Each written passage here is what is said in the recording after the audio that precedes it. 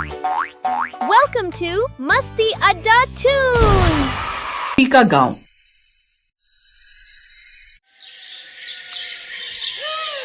बड़ी देर लगा दी सुकन्या तुमने आने में। मैं कब से तुम्हारी राह देख रहा था। अरे ये क्या, तुम्हारी आंखों में आंसू? पगली मेरी बात का इतना बुरा मान गई क्या? मैं तो मजाक कर रहा था। मैं तो तुम्हारा इंतजार उम्र भर कर सकता हूँ। हाँ, यही करना तुम, और तो तुमसे कुछ होता नहीं। क्या बात है सुकन्या, ऐसे क्यों बात कर रही हो? ठीक ही कह रही हो। बाबा ने कहा है अगर तुमने जल्दी से कुछ काम नहीं किया या पैसे नहीं कमाए तो वो मेरी शादी उस साहूकार के बेटे से करवा देंगे। तब तुम देखते रह जाना और दिलवाली दुल्हनिया कोई और ले जाएगा। अच्छा, ऐसे कैसे ले जाएगा कोई और? तुम्हें तो बस मैं ही ब्याह कर ले जाऊंगा। अनिकेत, जल्दी कुछ करके दिखाओ, नहीं तो बाबा कहीं मेरी शादी किसी और से ना कर दे। सुकन्या, मैं भी काम करना चाहता हूँ, लेकिन अब इतनी जल्दी तो मैं उस साहूकार के बेटे जितना अमीर नहीं हो सकता ना। वो सब मुझे नहीं पता। तुम जल्दी से कुछ सोचो, कुछ ऐसा करो जिससे तुम बहुत जल्दी कामयाबी हासिल कर सको। क्या करूँ? आइडिया। मैंने देखा है आजकल लोगों को चटपटी चीजें खाने का बड़ा शौक है, और खासकर पानी पूरी। तो मैं सोच रहा हूँ क्यों ना मैं भी अपना वही काम शुरू करूँ, पानी पूरी बेचने का, और वो भी कुछ अलग तरह की पानी पूरी। अलग तरह की? वो कैसे? अरे यार, अब सारा दिमाग एक ही दिन में लगा दूं क्या? और मैं चाचा चौधरी नहीं हूँ जो झट से दिमाग लगाऊं और सोचने लगूं। अच्छा, तो तुम्हें जो भी करना है आप जल्दी सोचना। मैं तब तक चलती हूँ, बाबा राह देख रहे होंगे। ऐसा कहकर सुकन्या वहाँ से चली जाती है। अनिकेत इसके बाद अपने दोस्त संदीप से मिला। ऐसे कैसे ले जाएगा वो लपड़ अपनी भाभी को ब्याह कर? ब्याह तो सुकन्या का तेरे साथ ही होगा। एक काम कर, तू ना धनिया पुदीने का बढ़िया सा पानी बनाकर पानी पूरी बनाकर बेच। तो ला फिर निकाल 10,000। 10,000? हाँ, तो दोस्त कुछ काम करेगा तो तुझे तो मदद करनी होगी ना। अबे उधार मांग रहा हूँ, काम चल निकला तो ले लेना। अच्छा ठीक है। संदीप से पैसे उधार लेकर अब वो खुद का काम शुरू कर देता है और अपने गांव यानी कि पालमपुर गांव में अपना ठेला लगा लेता है। आइए आइए, मजेदार पानी पूरी खाइए, आइए आइए। ऐसे ही उसे खड़े खड़े सुबह से दोपहर हो जाती है और बड़ी मुश्किल से उसके पास एक ग्राहक आता है। तो भाई साहब, कितने के खिला दूं? 10 के खिला दे। अनिकेत उसे पानी पूरी खाने को देता है, लेकिन वो खाकर चुपचाप वहाँ से चला जाता है। अरे वो कहाँ चला गया? कम से कम कुछ तारीफ तो करके जाता। ऐसे ही दिन बीतने लगते हैं। उसके पास मुश्किल से 1-2 ग्राहक ही आते थे एक रोज। अनिकेत यार, 2 घंटे से मैं यहाँ बैठी हूँ, सिवाय मक्खी के एक ग्राहक तक नहीं आया तुम्हारे पास। बाबा ठीक ही कह रहे थे, तुम्हारा पानी पूरी का काम तो बिल्कुल भी ठीक नहीं चल रहा। वही तो मेरी समझ नहीं आ रहा है। एक तो इतनी अच्छी पानी पूरी बना रहा हूँ, लेकिन फिर भी न जाने क्यों वो किसी को पसंद नहीं आ रहे। तुम एक काम करो, इसका पानी बदलो और मसाला बदलो, फिर देखो।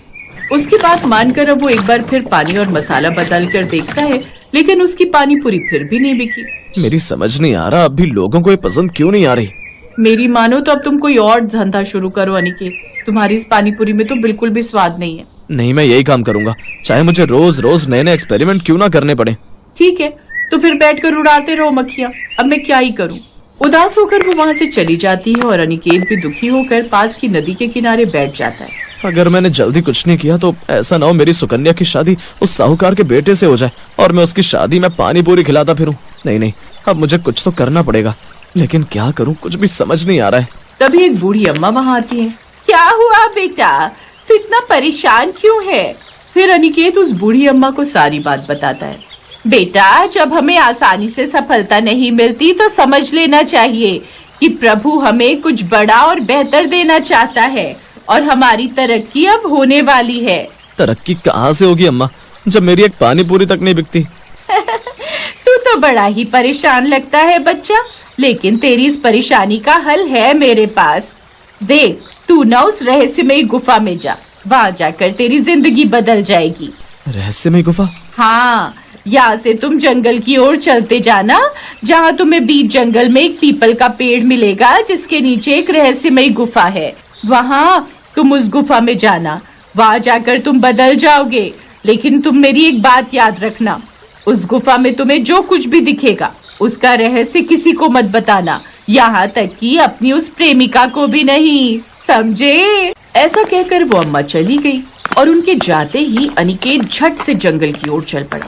चलते चलते आधा जंगल क्रॉस कर लिया और अभी तक समझ नहीं आया आखिर मैं कहाँ आ गया। तभी उसे वो पेड़ नजर आया और उसके नीचे वो रहस्यमयी गुफा। ओह अच्छा, तो ये है वो गुफा जिसके बारे में वो बूढ़ी अम्मा बता रही थी। अब देखता हूँ इसमें ऐसा क्या है। ऐसा कहकर अनिकेत उस गुफा के अंदर चला जाता है। उसके अंदर जाते ही उसे एक अलग ही दुनिया नजर आती है। जहाँ एक ऐसा गांव था जहाँ घर भी पानीपुरी की शेप के बने हुए थे। उन घरों की दीवारें सुनहरी थी। ऐसा लग रहा था जैसे कुरकुरी पानीपुरी की थाल सजी हो। उस गांव में पतले पतले रास्ते थे, साथ ही उनमें कई तरह के छोटे छोटे तालाब भी थे, जिसमें की खट्टी मीठी इमली का पानी, धनिये पुदीने का हरा पानी और उनमें से बुलबुले उठ रहे थे। साथ ही वहाँ के लोग भी बड़े ही अलग तरह के थे। किसी के चेहरे पर धनिये की हरियाली थी तो किसी के चेहरे पर इमली की हल्की मिठास थी। ये सब कितना अजीब है, लेकिन कितना अच्छा भी लग रहा है। यहाँ के लोगों के चेहरे भी पानीपुरी जैसे हैं। अनिकेत को ऐसा लग रहा था जैसे कि वहाँ की हर चीज पानीपुरी से जुड़ी हो।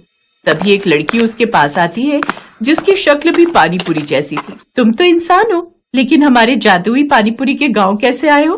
फिर अनिकेत ने उसे सारी बात बताई। ओह अच्छा, तो ये बात है। मैं तुम्हारी मदद करूंगी, लेकिन कुछ शर्तें हैं। पहली शर्त, तुम इस बारे में किसी को कुछ नहीं बताओगे और गरीब बेसहारा लोगों को मुफ्त में ही पानीपुरी खिलाओगे। फिर मैं तुम्हें पानीपुरी की ऐसी रेसिपी बताऊंगी कि तुम खुश हो जाओगे। सच में? नाम मत लो, मुझे तो अभी से पानीपुरी खाने की इच्छा होने लगी। अच्छा तो चलो, मैं तुम्हें अपने हाथों से पानीपुरी बनाकर खिलाती हूँ। अब वो लड़की उसे अपने हाथों से पानीपुरी बनाकर खिलाती है, जो अनिकेत को बड़ी पसंद आती है। वाह, इतनी अच्छी पानीपुरी तो मैंने आज तक नहीं खाई। क्या मुझे और मिलेंगी? हाँ हाँ, जितने तुम खाना चाहते हो खाओ। अब वो एक एक कर कई सारी पानीपुरी खा जाता है। साथ ही अब वो उसे पानीपुरी की रेसिपी भी बताती है।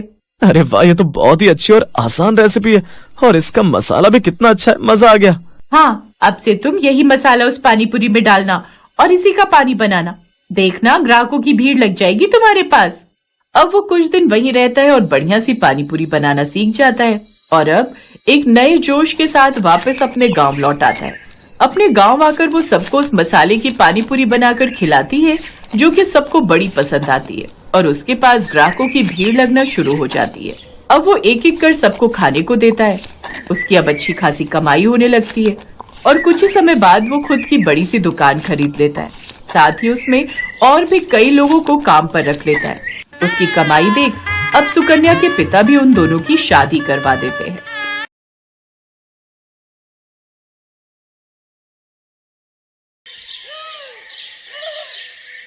हरा पुदीना ले लो, हरा पुदीना, ताजा ताजा हरा पुदीना ले लो। मोहन अपने ठेले पर खड़े होकर लगातार आवाज लगाए जा रहा था कि तभी उसके पास एक औरत सुनीता आती है। अरे भैया, मुझे भी 10 रुपए का पुदीना दे दो। जी बहन जी, अभी लो। मोहन ने हरा पुदीना उस औरत को दे दिया। ये क्या भैया, 10 रुपए में इतना सा पुदीना? क्या करें बहन जी, महंगाई बहुत है। अब इतनी भी महंगाई नहीं है। ये क्यों नहीं कहते कि तुम मनमानी कीमत लेकर ग्राहकों को ठग रहे हो? नहीं नहीं, आप गलत समझ रही हैं बहन जी। बल्कि मुझे खुद ये हरा पुदीना बड़ा महंगा पड़ा है, क्योंकि इस पूरे गांव में केवल जमींदार ही है जो हरे पुदीने की सप्लाई करता है। नहीं नहीं, मुझे नहीं चाहिए तुम्हारा ये इतना सा पुदीना। इसे रखो अपने पास और मेरे 10 रुपए मुझे लौटा दो। ये कहकर वो औरत दूसरे आदमी की दुकान पर चली गई। भैया, जरा देना 10 का पुदीना। ये देखो, उस दुकानदार ने मुझे कितना सारा पुदीना दे दिया। अब तो मैं क्या, बल्कि कोई भी गांव का आदमी तुमसे हरा पुदीना नहीं खरीदेगा। तुमने तो लूट मचा रखी है। ये कहकर सुनीता वहां से चली गई। शाम को मोहन दुखी होकर घर लौटता है और सारी बात बताता है। मेरी समझ में नहीं आ रहा रमा कि दुकानदार इतने सस्ते में ढेर सारा पुदीना लोगों को कैसे दे देता है। इससे मेरी दुकानदारी पर बहुत असर पड़ रहा है। मैं तो आपसे कब से कह रही हूँ कि वो जमींदार आपको महंगा पुदीना बेचता है और उन दुकानदारों को सस्ता पुदीना बेचता है। जरा सोचिए, कुछ समय पहले हमारे गांव में कितने ठेले थे पुदीने के, लेकिन धीरे धीरे वो सब ठेले बंद हो गए। अब जब आप भी ठेले पर पुदीना बेचना बंद कर दोगे ना, तो फिर वो दुकानदार अपने मनमाने तरीके से बेचेंगे पुदीना। तुम ठीक कहती हो, मैं कल ही जाकर जमींदार से बात करता हूँ। अगले दिन मोहन जमींदार के पास चला जाता है। जमींदार साहब, आप जो भी दुकानदारों को हरा पुदीना बेचते हो ना, वो सभी ग्राहकों को कम दाम में पुदीना बेचते हैं। इसका मतलब तो साफ है कि आप उन दुकानदारों को कम दाम में और मुझे महंगे दाम में बेचते हैं। हाँ, बिल्कुल सही कहा तुमने। और मैं उन्हें कम दाम में इसीलिए बेचता हूँ क्योंकि वो मुझसे नकद में पुदीना खरीदते हैं और बड़े पैमाने पर इसका कारोबार करते हैं, और तू ठेला लगाकर उनकी दुकानदारी खराब करता है। इसका मतलब आप छोटे दुकानदारों को साफ करके बड़े दुकानदारों को बढ़ावा दे रहे हैं।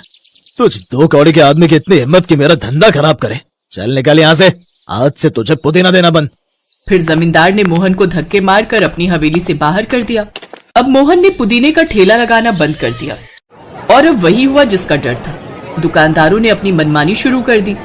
अब वो ग्राहकों को 10 रुपए में ना के बराबर पुदीना देने लगे। मोहन ये सब देखता है तो उसे बहुत बुरा लगता है। अब वो अपने लिए नए काम की तलाश करने लगा, लेकिन उसे कहीं काम नहीं मिल रहा था। फिर एक रोज गांव के रामदीन काका उनके घर आए। जमींदार ने तेरे साथ अच्छा नहीं किया। ठीक कहा आपने काका, और अब मैं क्या काम करूं, कुछ काम ही नहीं मिल रहा। वैसे रामदीन काका, सुना है आप भी अपने समय पर खूब पुदीना उगाते थे। हाँ, इतना ही नहीं, मैं तो मुफ्त में लोगों को बांटता भी था। हाँ, लेकिन अब जमाना बदल गया है ना काका। जमाना भले ही बदल गया हो मोहन, लेकिन सच तो ये है कि जादुई पुदीने का गांव आज भी है। क्या मतलब काका?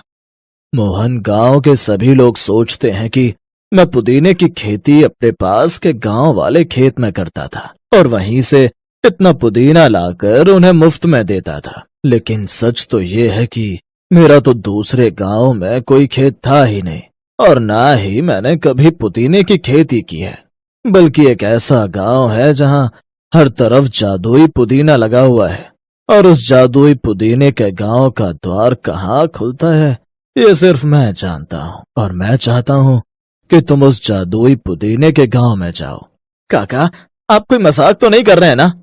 नहीं रे, मेरी कोई औलाद नहीं है, और आज जो हालात तुम्हारे हैं कभी वो मेरे भी हुआ करते थे, और उन्हीं हालातों से तंग आकर मैं हमारे गांव से दूर एक तालाब है जिसे लोग भूत प्रेत का गांव कहते हैं, मैं उसमें कूद गया और फिर मैं उस जादुई पुदीने के गांव में पहुंच गया। मेरी बात मानो, तुम भी वहां जाओ और जादू देखो। मोहन ने उनकी बात मान ली और वो उस तालाब में गया और उसमें जाकर कूद गया। रमा उस तालाब के बाहर खड़ी प्रभु का नाम जपती रही। उस तालाब के अंदर पहुंचते ही मोहन एक अलग ही पुदीने की दुनिया वाले गांव में पहुंच गया। वहां पहुंचकर तो मोहन चौंक ही गया। उसने खुद को एक अजीबो गरीब गांव में पाया। तभी उसके कानों में एक आवाज पड़ती है। बिल्कुल सही कहा आपने, ये एक जादुई पुदीने का गांव है। क्या मैं यहाँ से हरा पुदीना ले जा सकता हूँ? तुम जितना मर्जी चाहो यहाँ से हरा पुदीना ले जा सकते हो, और जितनी बार ले जाना चाहते हो ले जाओ, कोई तुम्हें नहीं रोकेगा। आपका बहुत बहुत शुक्रिया। मोहन ने ढेर सारा पुदीना लिया और वापस नदी से होकर बाहर आ गया। अरे वाह, जादुई हरे पुदीने में आने और जाने का रास्ता तो बड़ा ही आसान है। अब मैं बहुत ही सस्ते दाम में पुदीना बांटूंगा। अब मोहन दुकानदारों से भी सस्ते दाम में हरा पुदीना बांटने लगा। आइए आइए और जादुई पुदीना ले जाइए, इसे खाइए और सारे रोग दूर भगाइए। आइए आइए, सिर्फ 5 रुपए में ले जाइए। अब उससे ग्राहक वो पुदीना लेकर जाने लगे और उसके पुदीने से वो पूरी तरह ठीक भी होने लगे। अरे वाह मोहन भाई, आपका ये पुदीना तो सचमुच कमाल का है। इसे खाते ही मेरे पेट का दर्द दूर हो गया। दरअसल कुछ दिनों से मेरे पेट में बहुत दर्द रहता था। कई जगह से दवाई ले ली लेकिन कोई असर नहीं हुआ, पर कल जब मैंने आपके इस हरे पुदीने की चटनी बनाकर खाई तो मेरा तो सारा रोग ही दूर हो गया। ये लीजिए, ये मेरी तरफ से आपके लिए 500 रुपए का इनाम। इसी तरह मोहन के पास और भी कई लोग आने लगे। अब मोहन के दिन बदल गए। वहीं दूसरी तरफ जमींदार का पुदीना अब ऐसे ही खराब होने लगा। कोई उसका पुदीना नहीं खरीदता। वो गुस्से में मोहन के पास जाता है। मोहन, तेरे पीछे मेरा सारा धंधा चौपट हो गया। मैं तुझे अभी भी कह देता हूँ, इस गांव से बाहर जाकर पुदीना बेच, नहीं तो तेरे लिए अच्छा नहीं होगा। तभी वहाँ गांव के कुछ लोग आए। खबरदार जमींदार साहब, अगर आपने मोहन के साथ कुछ भी गलत करने की सोची भी तो आज इसके कारण हम सब इतने सस्ते दाम में पुदीना खरीद पा रहे हैं और उसको खाने से हम सब ठीक हो रहे हैं। सब गांव वालों से डर कर वो वहाँ से चला गया और अब उसने मोहन को कभी परेशान नहीं किया। धीरे धीरे मोहन अमीर होता गया और अब उसने काका को भी अपने साथ ही रख लिया। अब मोहन खुशी। हेलो दोस्त, सब्सक्राइब करें, वीडियो को लाइक करें, मस्ती अड्डा 2 चैनल को